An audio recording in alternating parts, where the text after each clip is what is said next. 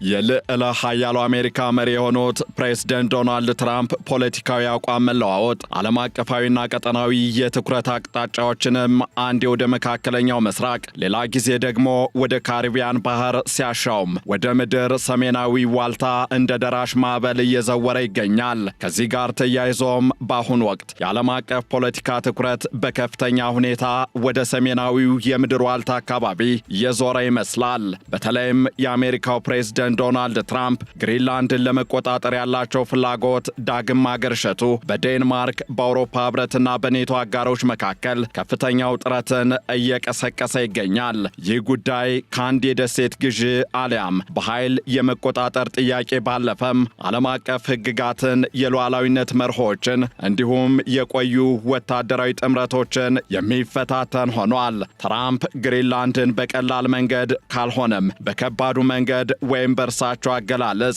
ኢዚ ዌይ ኦር ሃርድ ዌይ እንደሚወስዷት መዛታቸው ጉዳዩን ከዲፕሎማሲያዊ ንግግር ወደ ቀጥተኛ የጸጥታ ስጋትነት ቀይሮታል። በሌላ በኩል ደግሞ የአሜሪካ ሴኔት አባላት በቅርቡ የቬኔዙዌላውን ፕሬዝዳንት ኒኮላስ ማዱሮንና ባለቤታቸውን ቀዳማዊት እመቤት ሲሊያ ፍሎሬስን በቁጥጥር ስር በመዋል የተቀዳጁት ድል የልብ ልብ የሰጣቸው ዶናልድ ትራምፕ አብዝተው የሚመኟትን የዓለም ግዙፍ ደሴት የሆነችውን ግሪንላንድን ለመቆጣጠር መሰል የኃይል እርምጃ እንዳይጠቀሙና በወረራ እንዳይቆጣጠሩ የሚከለክል ረቂቅ ይዘው ብቅ ብለዋል። እናም በዕለቱ የዓለም አቀፍ ትንታኔ ዝግጅታችን ትራምፕ ለምን ግሪንላንድን ፈለጓት? ዴንማርክና የአውሮፓ ሀገራትስ ጉዳዩን እንዴት ይመለከቱታል? ሊኖሩ የሚችሉ የሕግ ማነቆችስ ምንድን ናቸው? ትራምፕ ግሪንላንድን ለመቆጣጠር የሚያደርጉትን ጥረት ቢገፉበትስ ሊከተሉ የሚችሉ ውጤቶች ምንድናቸው? የሚሉትን ነጥቦች ልንመለከት ወደድን። ከዓለም አቀፍ የትንታኔ ዘገባ ዝግጅቱ ጋር ታሪኩ ጋሹ ነኝ።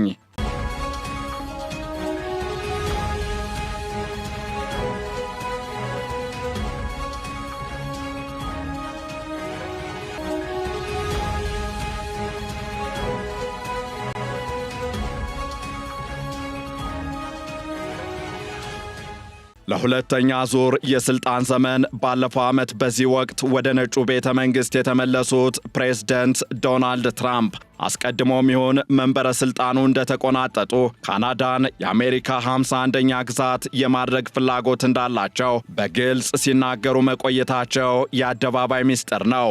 አሁን ደግሞ ፕሬዝዳንቱ ግሪንላንድን ለመቆጣጠር ያላቸው ከፍተኛ ፍላጎት ከተራ ምኞትነት እየተሻገረና ወደ ተግባራዊ እርምጃ እየተቃረበ መምጣት በአሜሪካ፣ በግሪንላንድ፣ በዴንማርክና በአውሮፓ ሀገራት መካከል ያለውን ስጋትና ፖለቲካዊ ስንጥቃት ባሰው ይገኛል። በተለይም የአሜሪካው ፕሬዝዳንት ዶናልድ ትራምፕ በግሪንላንድ ላይ ያላቸው ፍላጎት በድጋሜ ማገርሸት በሰሜን አትላንቲክ የጦር ቃል ኪዳን ድርጅት ወይም ኔቶ አባላትና በአውሮፓ ሀገራት መካከል ከፍተኛ ድንጋጤን ፈጥሯል። ትራምፕ ደሴቲቱን ከአስተዳዳሪዋ ዴንማርክ በቀላል መንገድ ካልሆነም በከባዱ መንገድ እንደሚረከቡ መግለጻቸው ዓለም አቀፍ ሕግንና የአጋርነት ስምምነቶችን ጥያቄ ውስጥ ጥሏል። ይህ ጉዳይ ከአንድ የቦታ ግዢ ግብይት አልፎ የ21ኛው ክፍለ ዘመን የዓለም ስርዓት መናጋት ምልክት ተደርጎ እየታየ ነው። እዚህ ላይ ትራምፕ ለምን የአውሮፓዊቷ ሀገር ዴንማርክ ይዞታ እንደሆነች የምትታወቀውን ግሪንላንድን ለመቆጣጠር ፈለጉ የሚለውን ጥያቄ ማንሳቱ ተገቢነት ይኖረዋል። ለዚህ ጥያቄ አጭሩ ምላሽም የዶናልድ ትራምፕ ግሪንላንድን የመቆጣጠር ፍላጎት በሁለት ዋና ዋና ምክንያቶች ላይ የተመሰረተ ነው የሚል ይሆናል። የመጀመሪያው ብሔራዊ ደህንነት ሲሆን ሁለተኛው ደግሞ የተፈጥሮ ሀብትን መቆጣጠር ነው። ትራምፕ ግሪንላንድን ለአሜሪካ ደህንነት ፍጹም አስፈላጊ የሆነች ሲሉ እየገለጿት ይገኛሉ። በአሁኑ ወቅትም ሩሲያና ቻይና በአርክቲክ ቀጠና ያላቸውን ተጽዕኖ እያሳደጉ በመሆኑ አሜሪካ ቀጠናውን አስቀድማ ካልተቆጣጠረች በጠላቶቿ እጅ በተለይም የአሜሪካ ብርቱ ተፎካካሪ በሆኑት ሩሲያና ቻይና እጅ ውስጥ ሊወድቅ ይችላል የሚል ስጋት አላቸው። ፕሬዝዳንቱ የሩሲያና የቻይና መርከቦች በግሪንላንድ ዙሪያ ተከማችተዋል የሚል መረጃ በተደጋጋሚ ቢሰጡም በርካታ ባለሙያዎች ግን ይህንን መረጃ የተጋነነና መሰረተ ቢስ ነው ሲሉ ይደመጣሉ። እንዲያም ሆኖ በሰሜናዊ ዋልታ በተለይም የአርክቲክ በረዶ መቅለጥ አዳዲስ የንግድ መስመሮችንና ስልታዊ ጠቀሜታ ያላቸውን ቦታዎች ስለሚከፍት ግሪንላንድ ለአሜሪካ ሚሳኤል መከላከያና ለባህር ላይ ክትትል ቁልፍ ቦታውና ትገለጻለች። እናም ግሪንላንድ ለአሜሪካ ደህንነት ከሚኖራት ስልታዊ ጠቀሜታ በተጨማሪ ደሴቲቱ እጅግ ከፍተኛ የሆነ የከርሰ ምድር ሀብት ባለቤት ናት። በተለይም ለዘመናዊ ቴክኖሎጂዎች፣ ለኤሌክትሪክ ተሽከርካሪዎችና ለጦር መሳሪያዎች ግብዓት የሆኑ አስፈላጊ የሆኑት ውድ የሆኑ ማዕድናት በግሪንላንድ በብዛት ይገኛሉ። በአሁኑ ወቅት እነዚህን ማዕድናት ቻይና በብቸኝነት የምትቆጣጠር በመሆኑ ትራምፕ ግሪንላንድን በመያዝ የአሜሪካን ጥገኝነት ለመቀነስ እንዲሁም ምጣኔ ሀብታዊ የበላይነትን ለማረጋገጥ ከፍተኛ ፍላጎት አላቸው። ሆኖም ከዚህ ጋር ተያይዞ ትራምፕ እያራመዱት የሚገኙትን አቋም አስመልክቶ የግዛቷ ባለቤት ዴንማርክ ምላሽ እየሰጠች ነው። የአውሮፓ ሀገራትም አቋማቸውን ከማሳወቅ አልፎ መላ እየዘየዱ መሆናቸውን በአንድም በሌላም መንገድ እየገለጹ ነው። ለአብነትም የዴንማርኳ ጠቅላይ ሚኒስትር ሜቴ ፍሬድሪክሰን በትራምፕ ንግግር ከፍተኛ ቅሬታ እንደተሰማቸው ገልጸዋል። ግሪንላንድ ለሽያጭ እንደማትቀርብና የዴንማርክ ሉዓላዊነት ሊከበር እንደሚገባም በጽኑ አሳስበዋል። ዴንማርክ የኔቶ መስራችና የቅርብ የአሜሪካ ወዳጅ ሆና ያለ እንዲህ ያለ የወረራ ወይም የማስገደድ ዛቻ መሰንዘሩ በአጋሮች መካከል ያለውን እምነት የሚሸረሽር መሆኑንም ገልጸዋል። እንደ ፈረንሳይ፣ ጀርመንና እንግሊዝ ያሉ የአውሮፓ ሀገራትም ለዴንማርክ ያላቸውን ድጋፍ እየገለጹ ይገኛሉ። ከዚህ ጋር በተያያዘም የአውሮፓ መሪዎች የትራምፕን ግፊት ለመቋቋም ዲፕሎማሲያዊ ጂዶ የተባለ ስልት እየተጠቀሙ ይገኛሉ። ይህ ስልት የትራምፕን ኃይል በቀጥታ ከመጋፈጥ ይልቅ ፍላጎታቸውን ወደ ኔቶ ማዕቀፍ በመቀየር ደህንነቱ በጋራ እንዲጠበቅ ማሳመን ነው። አዎ የአርክቲክ ደህንነት ያሳስበናል፣ ነገር ግን መፍትሄው ግሪንላንድን መውረር ሳይሆን በኔቶ ስር ሆነን ጥበቃውን ማጠናከር ነው የሚል መልእክት እያስተላለፉም ይገኛሉ። ሆኖም ትራምፕ ለዚህ ዲፕሎማሲያዊ ጥረት እምብዛም ግድ የሌላቸው ይመስላሉ። በቅርቡ በቬኔዙዌላ ላይ የተካሄደው ወታደራዊ እርምጃ ትራምፕ ፍላጎታቸውን ለማሳካት ኃይል ለመጠቀም ወደ ኋላ እንደማይሉ ማሳያ ተደርጎም ተወስዷል። በሌላ በኩል ደግሞ የአሜሪካ ሴኔት እርምጃና የሕግ ጉዳዮችም ከዚህ ጋር ተነጥለው የማይታዩ ናቸው። በትራምፕ አስተዳደር የሚሰነዘሩ ዛቻዎች በአሜሪካ የውስጥ ፖለቲካም ተቃውሞ ገጥሟቸዋል። የዴሞክራትና የሪፐብሊካን ሴናተሮች በጋራ በመሆን የኔቶ አንድነት ጥበቃ አዋጅ ወይም ኔቶ ዩኒቲ ፕሮቴክሽን አክት የተባለ የሕግ ረቂቅ አቅርበዋል። ይህ ሕግ የአሜሪካ መከላከያ ሚኒስቴርም ሆነ የውጭ ጉዳይ መስሪያ ቤት የአንድን የኔቶ አባል ሀገር ግዛት ያለ ፈቃድ ለመያዝ፣ ለመክበብ ወይም ለመጠቅለል ምንም አይነት በጀት እንዳይጠቀም ይከለክላል። ከዚህ ጋር በተያያዘ ስማቸው ጎልቶ እየተነሳ የሚገኙት ሴናተር ሊዛ ሙርኮውስኪ እንዲሁም ጂን ሻሂን እንደሚሉት ከሆነ ትራምፕ በአጋር ሀገራት ላይ የሚሰነዝሩት ዛቻ የአሜሪካን ብሔራዊ ደህንነት የሚጎዳና ኔቶን የሚያፈርስ ነው። ከሕግ አንጻር ደግሞ ግሪንላንድ የራሷ መንግስት ያላት የዴንማርክ ግዛት ናት።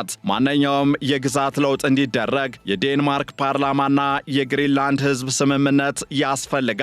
ትራምፕ ግን እነዚህን ሕጋዊ አካሄዶች በመዝለል በገንዘብ ወይም በኃይል ግዛቲቱን ለመጠቅለል ማሰባቸው ከፍተኛ የሕግ ቀውስ ሊያስከትል ይችላል። ከዚህ አልፎም የግሪንላንዱ ጠቅላይ ሚኒስትር ጄንስ ፍሬድሪክ ኔልሰን የትራምፕን ፍላጎት ቅዠት በማለት እያጣጣሉት ይገኛሉ። የግሪንላንድ ሕዝብ ከዴንማርክ ጋር ያለውን ግንኙነት እንደሚመርጥና የአሜሪካ አካል የመሆን ምንም አይነት ፍላጎት እንደሌለው በግልጽ ተናግረዋል። በቅርቡ የተደረጉ የሕዝብ አስተያየት ጥናቶች እንደሚያሳዩት ከሆነ 85 በመቶ የሚሆኑ የግሪንላንድ ነዋሪዎች የአሜሪካ ግዛት መሆንን አይፈልጉም። ግሪንላንድ ወደፊት ነፃ ሀገር የመሆን ህልም ቢኖራትም አሁን ባለችበት ሁኔታ ግን በኢኮኖሚ በዴንማርክ የምትደገፍ በመሆኗ ይህንኑ ግንኙነት ማስቀጠልን ትመርጣለች። ከዚህ ጋር በተያያዘም የግሪንላንድ ባለስልጣናት እንደሚሉት አሜሪካ ማዕድናትን የምትፈልግ ከሆነ እንደ ማንኛውም ሀገር በንግድ ስምምነት ማግኘት ትችላለች እንጂ ግዛቷን መውረር አያስፈልጋትም።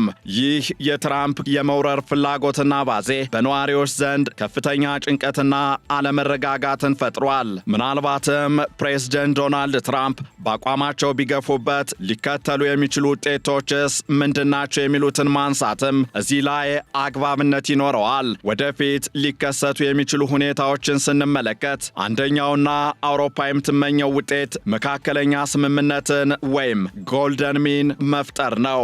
ይህ ስምምነት ለአሜሪካም ለአውሮፓም ለሁለቱም የሚበጅ የመሃል መስመር ሆኖ ሊጠቀስ ይችላል። ይህም አሜሪካ በደሴቲቱ ላይ ያላትን ወታደራዊ ኑባሬ እንድታሳድግ መፍቀድና ለማዕድን ቁፋሮ ቅድሚያ የሚሰጥ የንግድ ስምምነት መፈረም ነው። ይህ ትራምፕ አሸንፊያለሁ እንዲሉ እድል ሲሰጥ፣ ለዴንማርክና ለግሪንላንድ ደግሞ ሉዓላዊነታቸውን ለማስጠበቅ ያስችላል። ሁለተኛው አማራጭ ደግሞ ትራምፕ ግፊታቸውን በመቀጠል ወታደራዊ እርምጃ ለመውሰድ ቢሞክሩ ይህ የኔቶ ፍጻሜ ሊሆን ይችላል። የአውሮፓ ሀገራት አባል ሀገራቸውን ለመከላከል ሲሉ ከአሜሪካ ጋር ወደ ግጭት ሊገቡ ይችላሉ።